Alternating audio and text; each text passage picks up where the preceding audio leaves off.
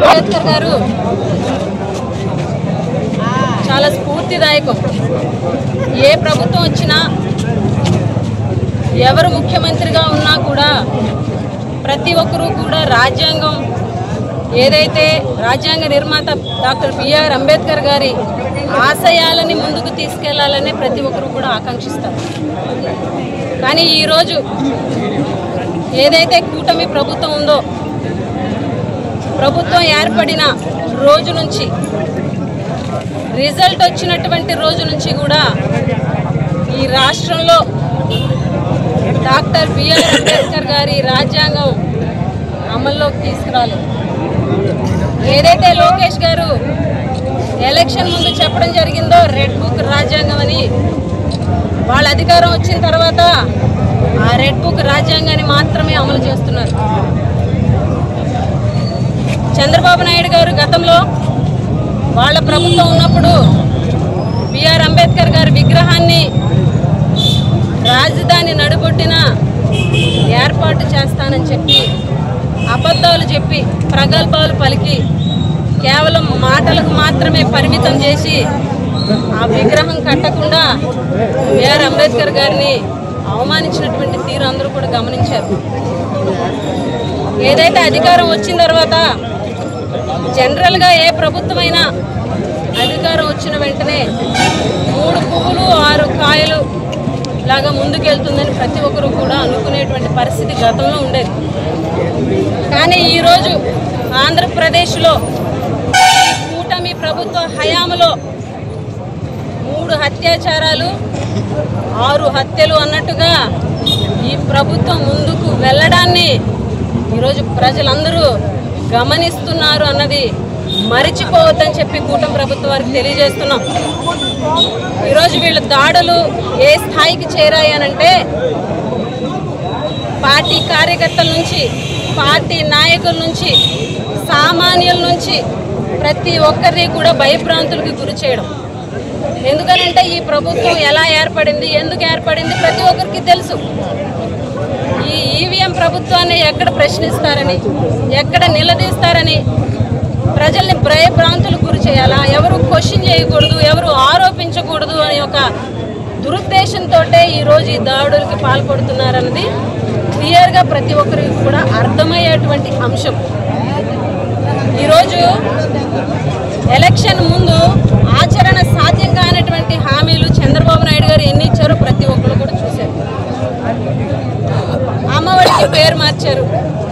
జగన్మోహన్ రెడ్డి గారు అమ్మఒడి ఇస్తున్నారు, ఒకరికే ఇస్తున్నారు. మా ప్రభుత్వం వస్తే ఎంతమంది పిల్లలు ఉంటే అంతమందికి మేము తల్లికి వందనం ఇస్తామని చెప్పేసి ఎలక్షన్ ముందు మాయమాటలు చెప్పారు.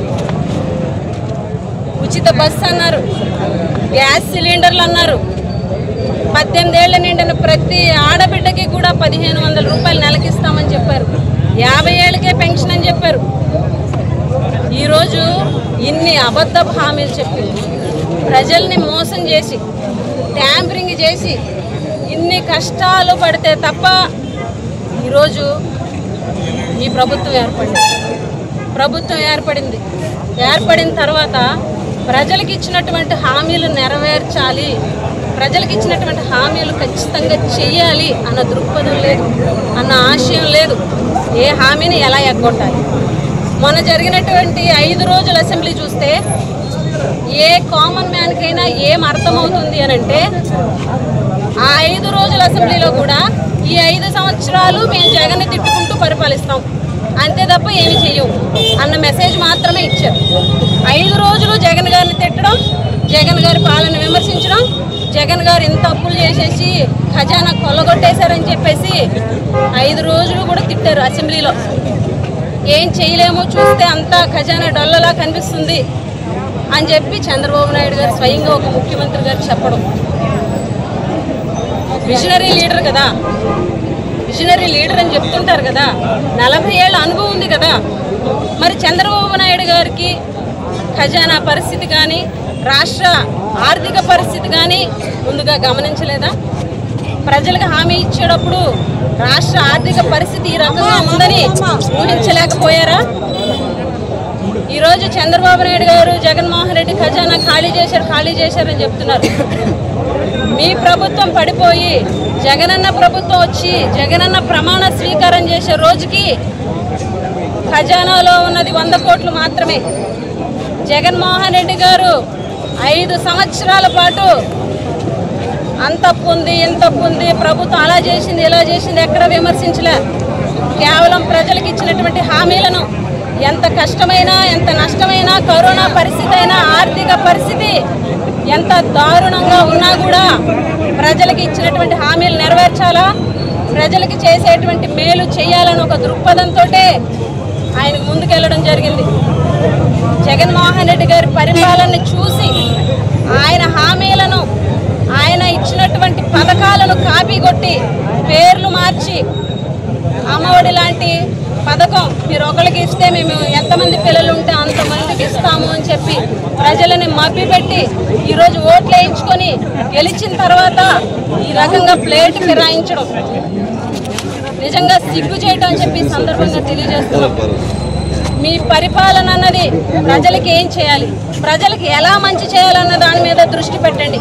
అంతే తప్ప ప్రజల మీద దాడి చేయడం, వైఎస్ఆర్ కాంగ్రెస్ పార్టీ కార్యకర్తల మీద దాడి చేయడం, నాయకుల మీద దాడి చేయడం, చివరికి ఏ దారుణానికి వడికట్టారనంటే రాజ్యాంగ నిర్మాత ఈరోజు అందరం ఇలా స్వేచ్ఛగా తిరుగుతున్నామనంటే ఆ రాజ్యాంగం ఉండబట్టి, ఆ రాజ్యాంగాన్ని ఆయన రచించబట్టి, ఆ రాజ్యాంగ నిర్మాత డాక్టర్ బిఆర్ అంబేద్కర్ గారిని బట్టి అటువంటి మహోన్నత వ్యక్తికి ఈరోజు అవమానపరుస్తూ ఆయన విగ్రహం మీదే నైట్ టైం లైట్లు ఆఫ్ చేసి మరి ఈ తెలుగుదేశం పార్టీ నాయకులు దాడి చేశారు అంటే ఈరోజు ప్రజలకి క్లియర్గా అర్థమవుతుంది.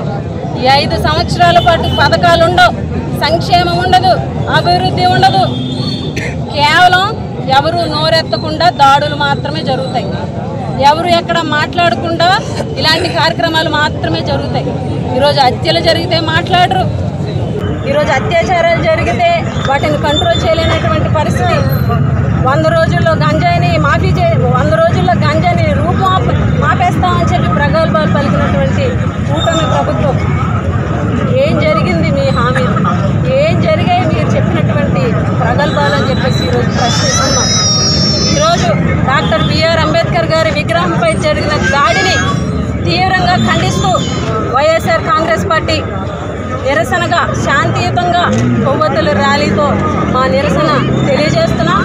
ఎవరైతే అంబేద్కర్ గారి విగ్రహంపై దాడి చేశారో వాళ్ళందరికీ కూడా కఠిన చర్యలు తీసుకోవాలని కూడా ప్రభుత్వాన్ని మేము డిమాండ్ చేస్తూ ఈ 5 సంవత్సరాలు ప్రజలకు ఇచ్చినటువంటి హామీలు నెరవేర్చడంలో మీరు దృష్టి పెట్టి ప్రజలకు న్యాయం చేయాలని కూడా మీకు తెలియజేస్తూ సెలవు తీసుకుంటున్నాం.